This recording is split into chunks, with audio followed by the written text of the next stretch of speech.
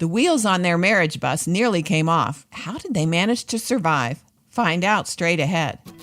There's a lot of self-control moments, but when you figure it out, when you get the pathway, I'm telling you, 35 years I've been in marriage and family ministry, nothing has impacted my walk with Christ or my marriage more than this.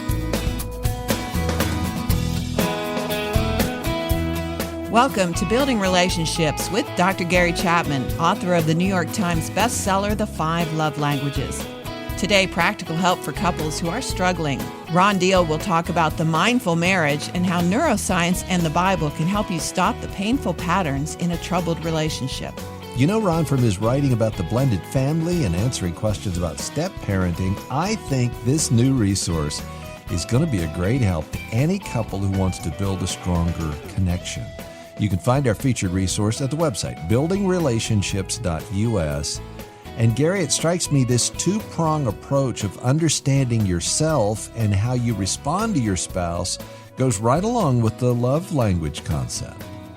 Well, I think it does. I think there are parallels there, certainly.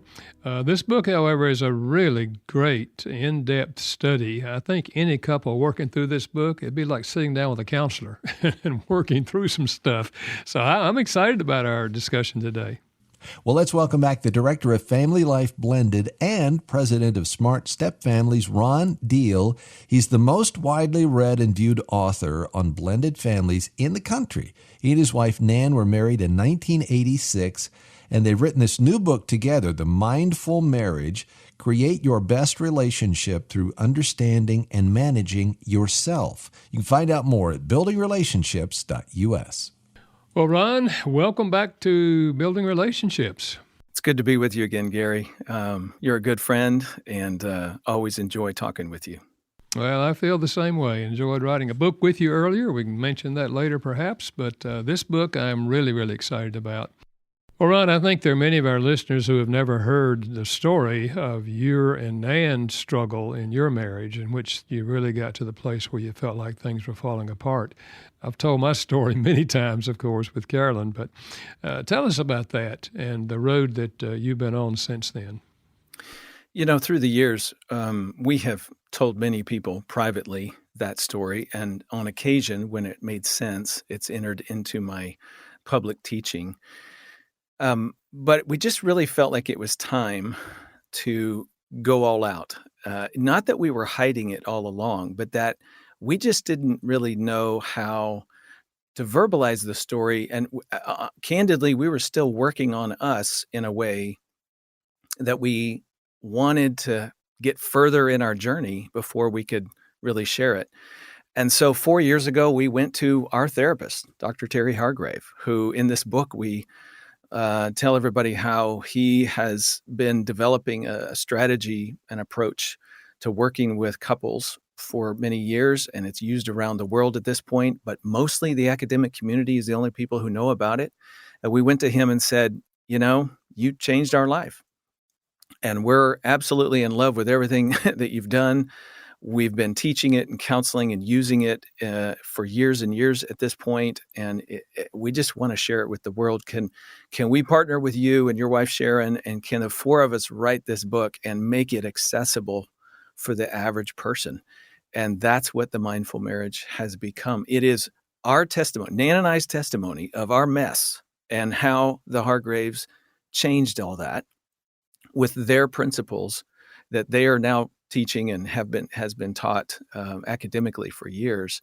And we're just trying to make it accessible to everybody because we know how powerful it really is. Yeah. Well, you know, I think when we share our own journey, it does help people because they realize, yes, oh, they're not perfect. Oh, they've been there. That's exactly right, Gary. And people are attracted to that. Absolutely. And I'm encouraged that you've chosen to do that. You know, it turns out that your counselor, Dr. Terry Hargrave, has innovated a model of therapy that you've talked about that is beginning to gain recognition. Tell us about restoration therapy, which is the term that's used, and how does it relate to this book, Mindful Marriages? Well, first of all, let me just say it is deeply Christian. Restoration therapy has its roots in the New Testament language of old self and new self. We've all heard a good sermon about how we should take off our old self and put on our new. That's the language Paul uses over and over and over again. And if you're like me, you go, yeah, that's right. I need to go do that. And then you go home and you have another bad moment where you just do the same thing again. And you're like, how do I take it off and put it on? And that's the core of what restoration therapy really does. But it also integrates the best of what we know from neuroscience and how the brain body works. Over the last 20 years, we've learned so much. That's integrated. What we know about what we call attachment, that is the emotional, psychological connection that we all have in important relationships, how that gets flushed out in a marriage context specifically. So neuroscience, attachment, self-regulation, big term. We can unpack that a little bit, but the biblical word for that is self-control. That's not a new idea, but it turns out learning how to do it just takes a huge discipline. And then there's this issue of pride and humility and how pride works against our relationships and humility works for it. All of those concepts are rolled up into this, what's called restoration therapy, the mindful marriage. At the end of the day, mindfulness is a word a lot of people kind of go, well, what's that? That sounds a little new agey. No. It's not. The Bible's replete with using the term in the form of what Romans 12, be transformed by the renewing of your mind. Like that's what we're helping people to actually do, not just know what they should do, but actually take off that old self and put on the new and start doing it. That's what this approach is really, really great at. Ron, in the book, you use the term usness. Usness. Mm-hmm. What is that, and how does emotional dysregulation affect it? Well, yeah, your usness is that thing that you created on the day you got married. It's a living, breathing organism that exists as a result of marital commitment, love, and trustworthiness to one another. It's what you are together that is far more than the sum of the two people. I've often thought we do the unity candle maybe a little bit backwards. He takes his candle, she takes hers, and they light the center candle. And then, traditionally you blow yourself out at that point. And it's like, whoa, wait a minute. Where did you go? You don't actually die. You don't stop becoming a person or being a person. As a matter of fact, you should keep those individual candles lit and then step back from the unity candle and go, okay, there's you, there's me, and there's our usness. That's the thing in the middle that we have created, that we are committed to use the biblical language that we're going to feed and nurture and care for. It's like a child, Gary. It's the child that it results because of your love and dedication to one another. But you do got to feed that child. You better take care of it. You better teach it. You better instruct it. You better pour into it. And then that helps that child grow up. And your usness is exactly the same. When your usness is at peace, each partner is being fed by it, and each partner thrives within it. You feel safe, you feel whole, you naturally give, and here's the thing, you naturally give the best of yourself back to the usness. So you get fed and you turn around and feed it.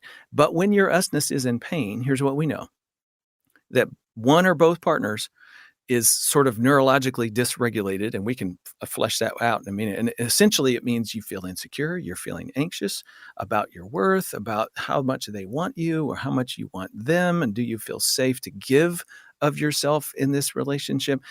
That's what the dysregulation is about the usness. It feels like our flame is about to blow out. It feels like the flame is getting smaller, and I'm not feeling great about that. Any moment, and here's what's crazy about dysregulation. It comes in a heartbeat.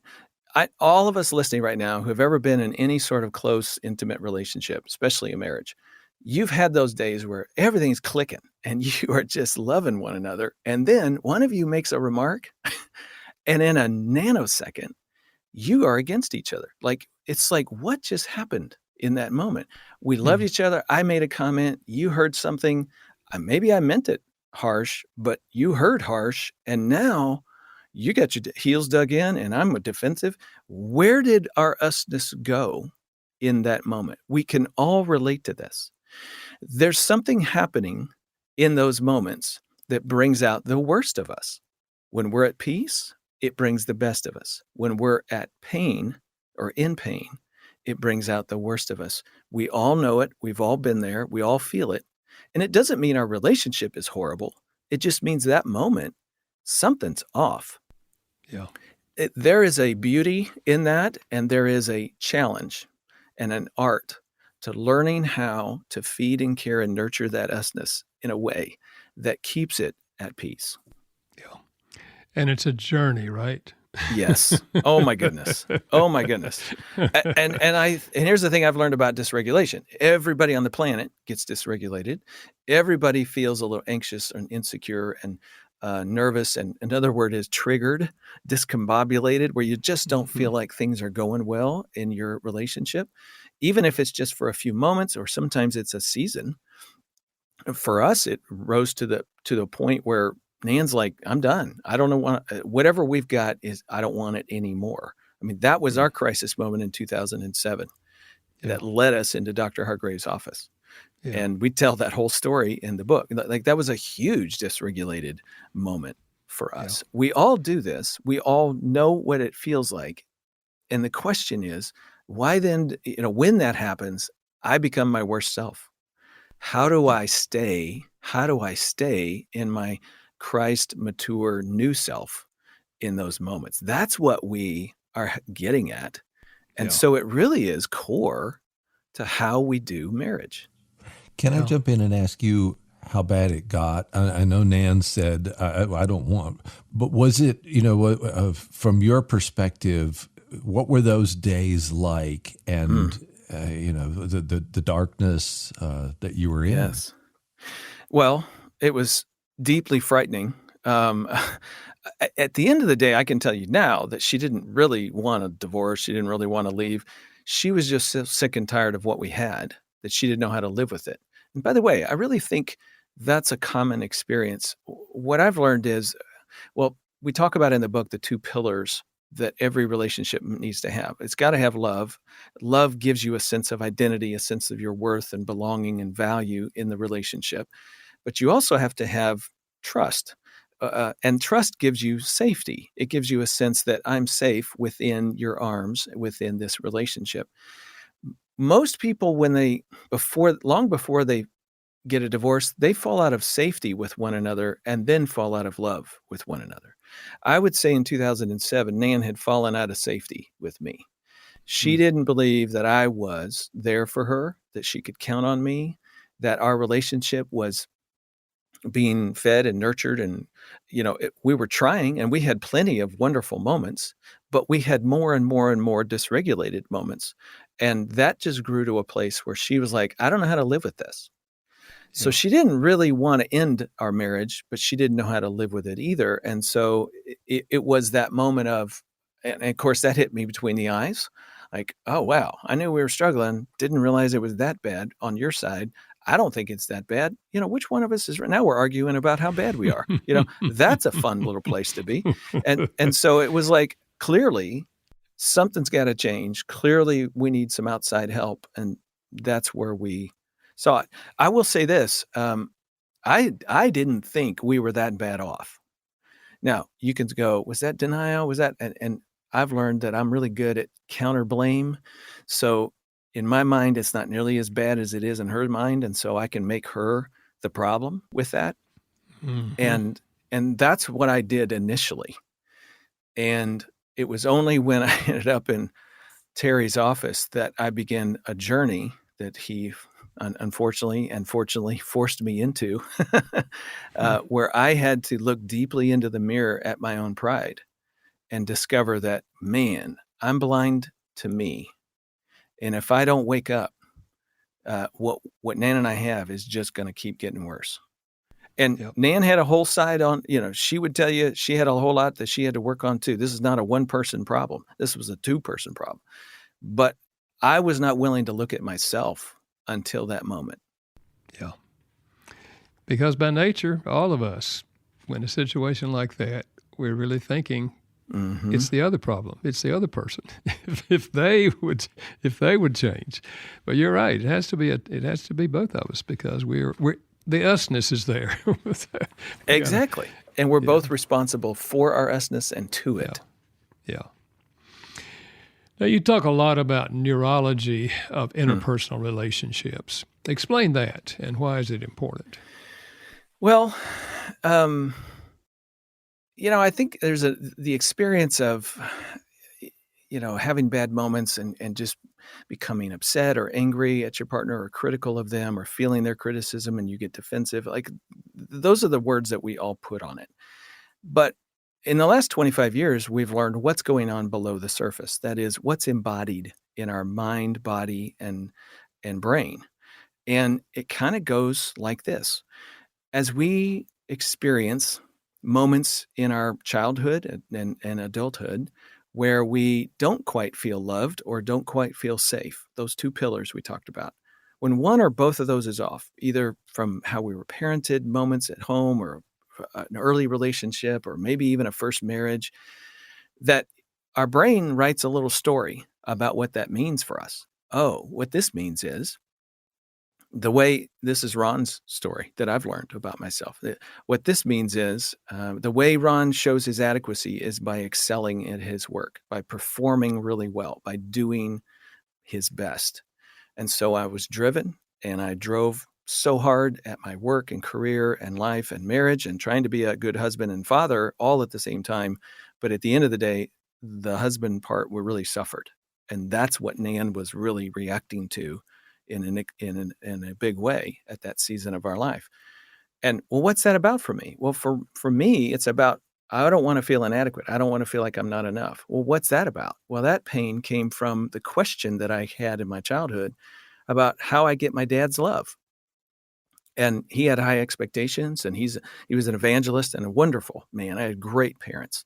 And at the same time, I also knew if I didn't live up to the standards that I might just lose their affection, their love. At least that's the story I wrote for myself. I don't think that was actually true on any level, but I made it true. And so the story of my pain is, if I'm inadequate, then I may not be loved and may not be safe. So you just perform really well. All right, fast forward a little bit. That's the story my brain knows. So anytime in my marriage that I felt like I saw Nan's disappointment about me, I panicked. I went right into, I'm not enough, and she's not going to be satisfied with me. So I better get busy. And I would get busy in two ways. By the way, this is a fight or flight reactivity. This is neurological. We all do fight or flight. Fight or flight takes 4 forms: blame, shame, control, or escape. Those are the 4 ways it comes out of us. I'm a good blamer. I can counter blame. I could figure out what Nan's doesn't have right. And I can take her argument apart and, go turn it around and make it about her. I'm also a control person. So I can control by performing, by doing and exceeding. I can also control by criticizing her. At the end of the day, blame and control tactics just make things worse, because she doesn't feel heard. She doesn't feel understood. She just feels attacked. And oh, by the way, she has her own pain narrative from her childhood where nobody really listened to her ever. She just felt abandoned and all alone most of her life as a kid. And so whenever I would go into the mode of defending myself and proving her wrong, she basically heard, yep, I still don't have anybody on my side. And so our 2 pain narratives collide in our blame, shame, control, and escape strategies. And it just makes things really ugly. Now, here's, what's crazy about this is you can map this. I mean, once you understand this, and we take people in the mindful marriage through some exercises where you will map your pain cycle and you'll map their pain cycle, and you'll see how these 2 things collide. It is amazing when you put it on paper and you go, oh my goodness, when we are great, we are fabulous. We are not like anything what we're seeing on this paper, but in our bad moments, this is exactly who we are. And you now know what your old self is. And it's just as plain as day.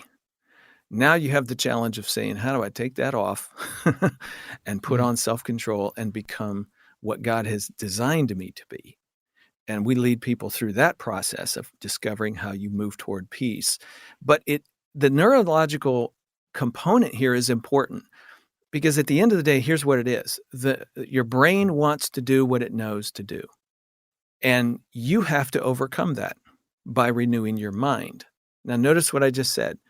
Romans 12 does not say, be transformed by the renewing of your brain. It says to renew your mind. Your mind tells your brain and your body what it should do, not what it knows to do, not what it's got a neurological rut that it loves to run down this rut towards blame and control.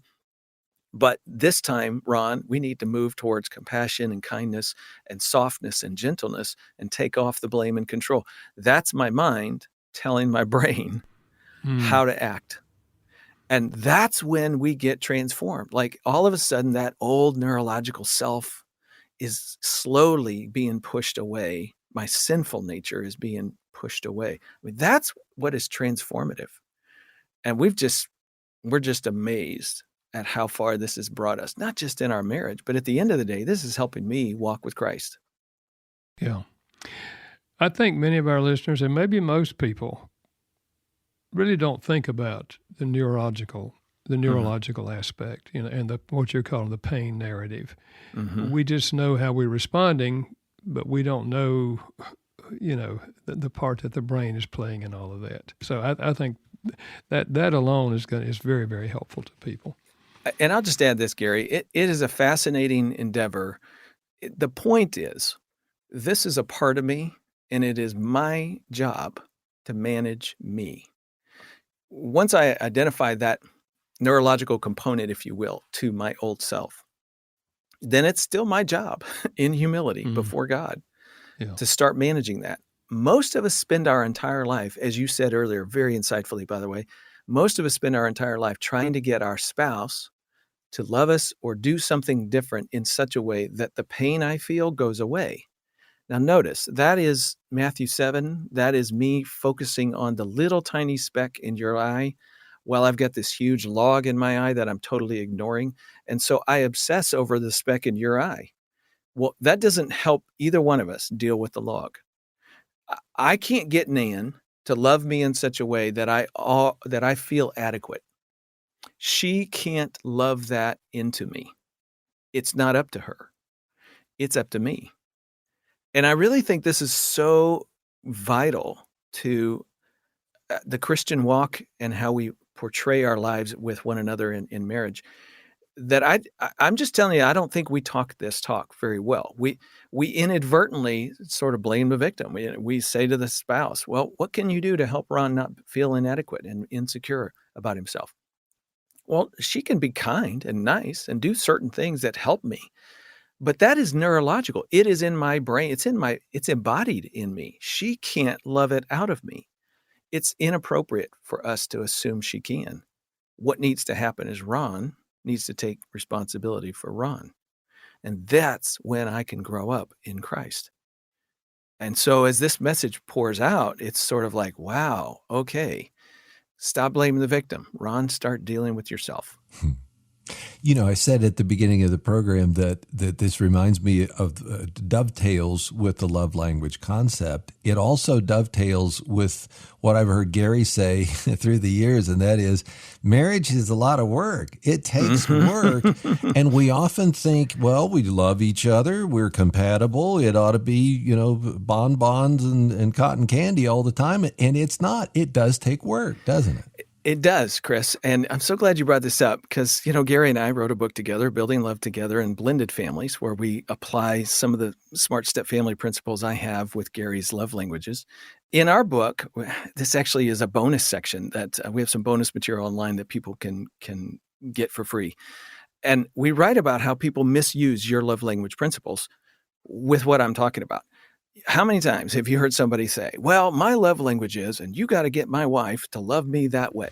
No, the whole point in your principles is for me to be selfless and start looking at how I can serve my spouse rather than demand that they serve me. But I know you've had people misuse that for years and years and years. What is that?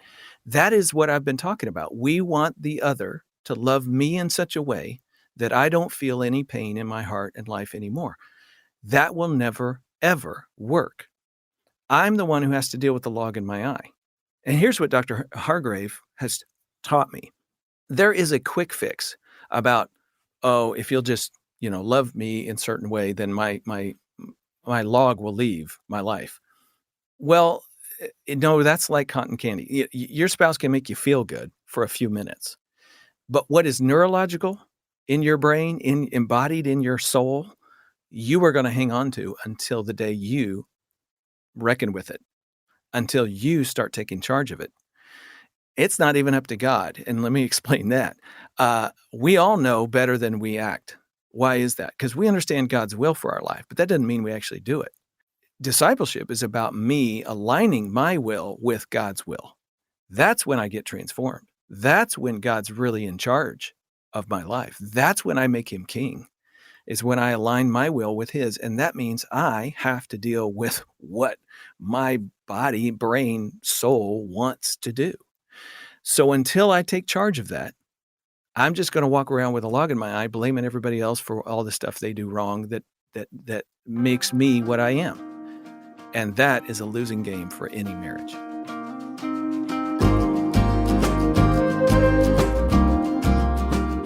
You're listening to the podcast, Building Relationships with Dr. Gary Chapman. Find out more about the program, when Gary might be coming to your area, and our featured resource at buildingrelationships.us. Our guest today is Ron Deal, co-author with his wife Nan of the new book, The Mindful Marriage. Just go to buildingrelationships.us to find out more. Well, we talked about the old self and the new self, the biblical concept, putting off the old self, and the role that the patterns in our brain, how they influence us. And unless we're really thinking about it, we don't see that. How does humility fit into this whole thing of understanding the other person, understanding yourself, and processing all those? So in the mindful marriage, we're going to walk people into an understanding of their pain cycle and the story of pain in their life and what it leads them to do, how they react in blame, shame, control, and escape. We're then going to lead them to a place where they understand the peace cycle. That is, what does it look like to live out of God's truth rather than out of your pain? And once they've identified that, they have a very tangible map of how to change their life, how to be transformed by the renewing of their mind. And here's what we've learned. People won't do it unless they put on humility. At the end of the day, humility is the attitude that says, yeah, it's my job to deal with me. It is me and God working on me through the Spirit, power of the Holy Spirit.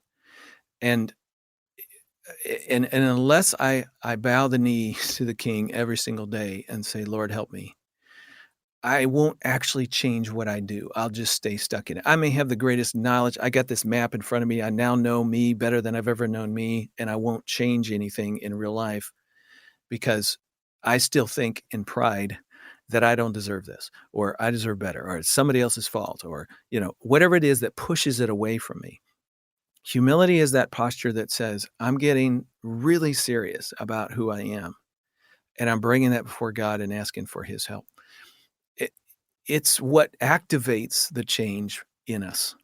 And without it, we're just stuck. And let me just pull back for a second and say, there's an amazing principle taught in Scripture that I just continue to ponder and chew on, and we talk about it in the Mindful Marriage. And it's repeated, I've lost track, I think more than 35 times throughout the Bible, but it goes like this: God opposes the proud and gives grace to the humble. And in a very simple way, here it is. If you come before God saying, hey, I got life figured out, I don't need you and your rules, that's pride. He's going to oppose you. He's not going to let you stand before him with that attitude and get away with it. He just won't. He'll let you suffer the consequences of your choices. He'll bring something to your life that challenges your pride. Something is going to show up in form of opposition. And we can just think of a character in the Bible, and you can probably identify those who did that and how God opposed them. But the opposite is also true. Stand before him in humility and say, Lord, I don't got anything. I don't have anything figured out. I am nothing without you. I need you. And he runs to our side like the father and the prodigal son, and throws a coat around us and said, you got it all. I'm here for you. You're my child. Grace abounds. Now, here's what I want people to hear today. I believe that principle doesn't just work vertically, spiritually with God. It works horizontally with every relationship in our life, most notably in marriage. But it also works in parenting and leadership and pastoral care, or whatever it is. I think politicians stand before people in pride and they will oppose you. Stand before your wife in pride and she will be sick and tired of you in a hurry. And next thing you know, she is pushing back somehow. But stand in humility when you make a mistake, when you find yourself getting, you know what? I feel inadequate right now, and it's my job to put guardrails on that, and I'm not going to take it out on you. When I say that sort of thing out loud in front of my wife, she breathes a sigh of relief, and she, more likely than not, has grace for me. She softens. She has more compassion. She's more forgiving. She'll go the extra mile. Why? Because she sees Ron putting on humility and taking charge of himself. And when Ron does that, he is far more safe to be around. He's more approachable. But the opposite is also true. If I put on pride and go, hey, babe, this is your problem, not mine, all of a sudden she's in opposition to me. And I am undoing myself and I am undoing our usness in pride. At the end of the day, this is the core thing that either makes the love languages helpful or not helpful. The mindful marriage principles helpful or not helpful. Just because you know it doesn't mean you'll do it. And humility is the thing that's going to activate your ability to follow through. I'm thinking about John 15, verse 5, where Jesus said, I'm the vine, you're the branches. You stay connected to me, you bear fruit. And then this statement, without me, you can do nothing. That's right. And I learned that early in my life. I'm glad that I did. That's why every day I'm crying out for wisdom, God, in this situation. I can't do this, you know. Every single day, that has to be our wake up posture. I often say, I've learned the hard way that we come to Christ in humility. Lord, help me. I need you. We walk with him in humility. You know, what does the Lord require of you? Act justly, love mercy, and walk humbly with your God, Micah 6:8. And someday when he comes, every knee will bow and every tongue confess that Christ is. We're going to bow in humility when he comes. It's the before, it's the during, and it's the after of discipleship. And if we don't do that, then we really cannot learn any of the other virtues, character qualities that we need to have to become more like Christ. Ron, in the book, you use the term called phubbing. Phubbing. What is that? It's a new word. It's a new word. And how might it affect all of this? Yeah, well, you know, because of our mobile phone world, psychologists have come up with a new term. This is partner phone snubbing. Phubbing is when you snub your partner for your phone. And everybody listening right now knows exactly what I'm talking about. This has either happened to you, or you've seen it. You've been in a restaurant and you see two people or a family sitting there and nobody's talking to one another because they're all looking at their phone. Or you've been in bed at night and you're about to turn to your spouse and have a conversation, but they're looking at Facebook and you're like, well, I guess they're interested in that, not so interested in me. And there you go. Phubbing is a micro affair. And what it says to the partner on the receiving end of that is, you're not as important as this thing is. And you feel their disaffection, and it will dysregulate in a micro moment because you're like, wait a minute, do I have you or do I not have you? Am I important? Am I not important? That's a form of dysregulation. And the next thing you know, you're probably going into blame, shame, control, or escape. Escape looks like, well, fine, I'll just look in my phone, or I'll watch TV, or I'll go in the other room, or I'm not talking to you either. That's the withdrawal thing. The shame factor, we haven't talked about shame yet. We've talked about blame and control a little bit. Shame is, there must be something wrong with me, that I'm uninteresting or not attractive, or why would that draw your attention and I don't? And so it's this downgrading your self-talk. That's what shame does. So again, everybody's a little different in how they respond in that moment, but you feel the lack of usness. And it's growing to be a real problem. There's already research. We haven't been doing the phone thing very long in our society, but there's already research, Gary, that tells us that these little moments of disaffection can add up to a greater sense of insecurity within relationships. And by the way, this is affecting parenting too. The parenting version of this, they call technoference. That's where it's interfering with the process of parenting your children. You ask your child, would you please go clean your dishes and put them in the dishwasher? And you turn to your phone and you stare into that. And 20 minutes later, you sort of pop out and you go, oh, your dishes are still there. Did you not finish it? And you've lost track of your child. You're not doing the behavioral management of your child because you got lost in your phone. And therefore you're more angry. You go find your child. You're a little harsh because you were the one who got interfered with and didn't follow through. We're already seeing how this affects mothers and their nursing infant. Instead of staring into the eyes of the infant while the baby nurses, a mother is staring at her phone, looking away from the child. They're already seeing the brain chemistry changes in infants because of technoference, phubbing. My message to people today is, in terms of your usness, this is not helpful. We've got to put on self-control. We've got to put on the discipline of saying, not now. We let's have a conversation about when we're going to look at our phones and when we're not, and when it's okay and when they need to be off and no responses, and turn off the ring and the ding, because that's just going to interfere with our usness. Like, that's a discipline we have to bring, or the phone will get the better of us. I can hear a lot of our listeners thinking, maybe saying out loud, this may. Yes. This Please makes call my sense. husband. Call my husband and tell him. Well, no, I think you're exactly right. And I'm glad to hear that there's research being done in that area to demonstrate it, because we see it all the time and Yes. feel it, We do.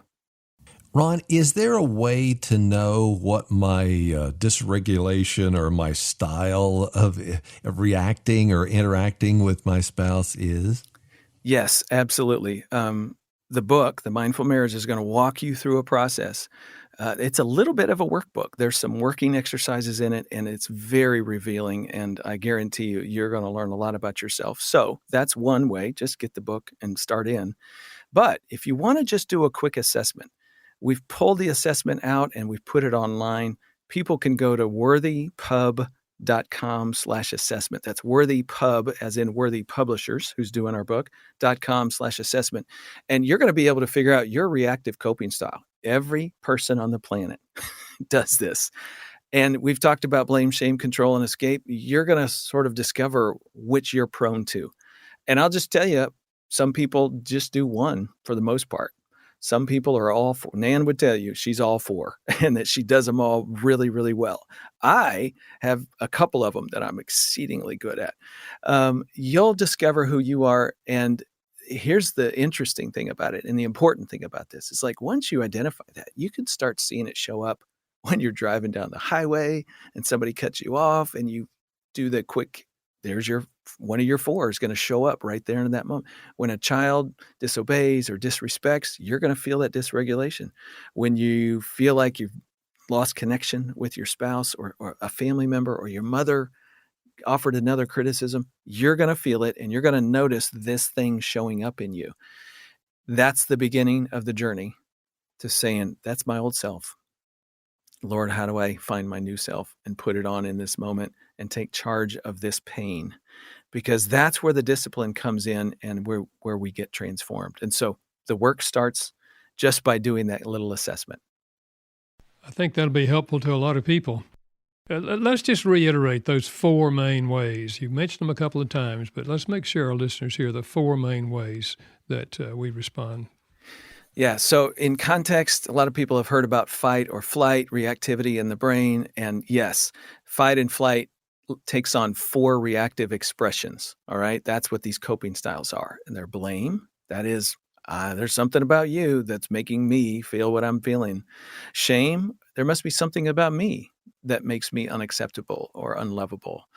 Control. Well, I'm just going to take charge of this situation and make it happen on my way, my timetable. Criticism, performance. That's the thing I'm really good at. That's all sort of forms of control. And then the last one is escape. And Gary, that one has multiple forms. I mean, you can escape into your phone and phub your partner, like we were just talking about. But you can escape into porn, alcohol, drugs, gambling, excessive work. You can escape into appearance, shopping, spending money.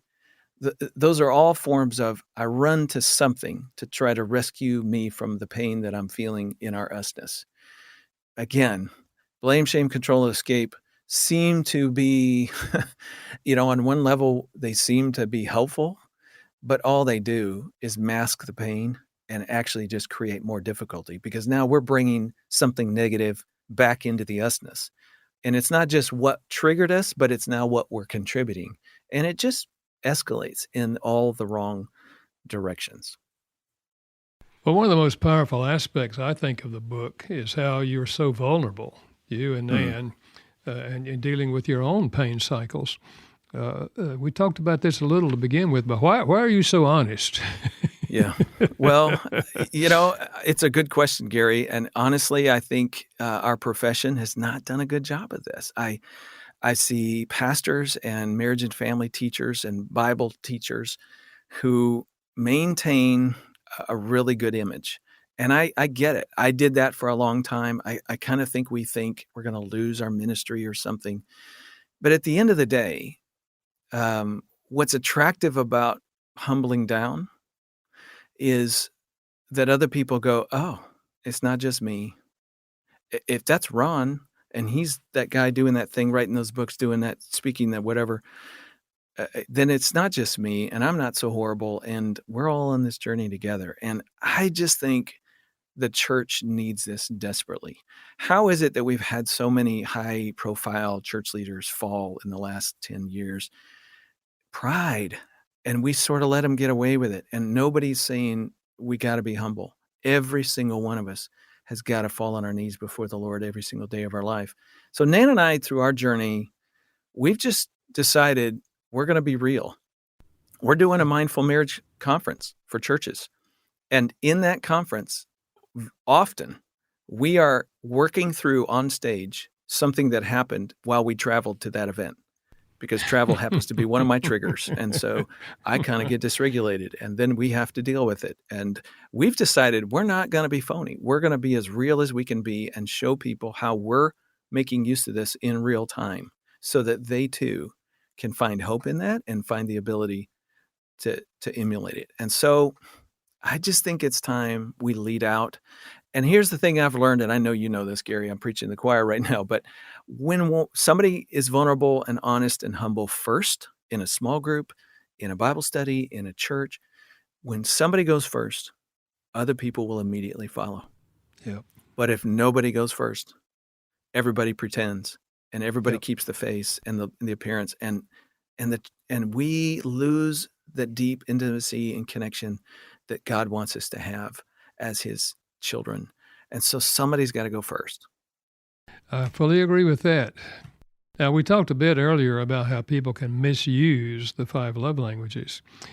Do couples, may couples also misuse the insights of the pain cycle? Yes. We actually have a little section in the book. Once we've walked them through and they've discovered their pain and peace cycle, what to do about it, then we give them the cautions. All right, hold on. Because here's one of the major ones. Oh, I now know more about your pain than I've ever known in the past, and I can use it against you. That's dirty play and not fair. And you want to talk about breaking safety. That'll do it really, really fast. Somebody finally gets vulnerable about what's deep in them, and then you use it against them.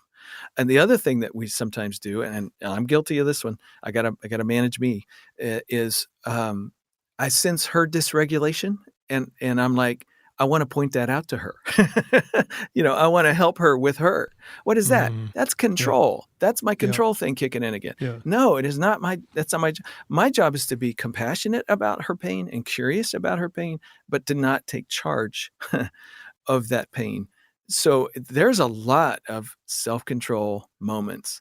But when you figure it out, when you get the pathway, I'm telling you, 35 years I've been in marriage and family ministry, nothing has impacted my walk with Christ or my marriage more than this.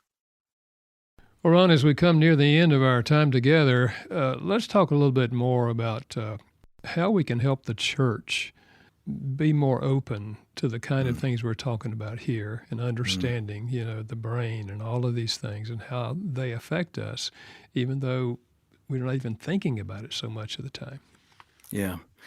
Well, we know from Communio that 80% of churches don't spend a dime on marriage education or ministry in a given calendar year. And 75% of churches don't do more than 3 activities in a given year. Even if a church doesn't spend any money, they do a small group, they have a retreat, they do 3 or less. That's 75%. Only 25% of churches will do more than that. In other words, we really don't seem to be that invested in helping couples thrive, let alone stay married. Yeah. And I don't get that. You and I both know that the context in which we live our most intimate relationships is where God is also growing us up into the image of Christ. You want to talk about discipleship? Everything we've been talking about today is discipleship. It is growing me. It is maturing me to be more like Jesus. And marriage is the avenue through which God does that. Yes, we got to study the Bible. Yes, we need to teach it. And yes, we need to figure out how to do relationships. And the church really needs to get more active in that way. And not just fun, sermons that make people laugh or date nights. I'm all for date nights and good entertainment and a good laugh and let's go out and have a good time, honey. But if that's all we ever get to in our marriage ministry, then I'm not really being challenged. I'm not really growing. I'm just allowed to laugh and stay as I am. Yeah, no, we can mature. We can do more than that. I want to invite church leaders and couples, because often the couples listening to us right now are the ones who are going to go to their pastor and say, hey, we got an idea. Let's do more. Let's dive in. Let's get into the deep end with people's lives and relationships, in particular marriage and parenting and family, because so much good happens when we help people do that. And the next generation comes to know the praiseworthy deeds of the Lord. Yeah. Well, I think this book is going to help that process. And I just want to encourage our listeners, if you're a lay leader in a church and you lead small groups, this is a book you want to get yourself. You want to process it yourself, work through it in your own marriage. And I think you'll want to be using it in small groups in your church. So, Ron, thanks for being with us today. And thanks to you and Nan for putting this together and sharing your own journey in such a practical way. Thanks again for all that you have done and are doing. Well, you endorsed this book, and we are very grateful, and we just pray the Lord will use it. Well, Ron mentioned that assessment a few minutes ago, and to discover your reactive coping style, go to worthypub.com/assessment. Again, worthypub.com/assessment. And the book is at our website, buildingrelationships.us. The Mindful Marriage. Create your best relationship through understanding and managing yourself. Again, go to buildingrelationships.us. And next week, what does it mean to be pro-abundant life? The president and CEO of CareNet, Roland Warren, will join us.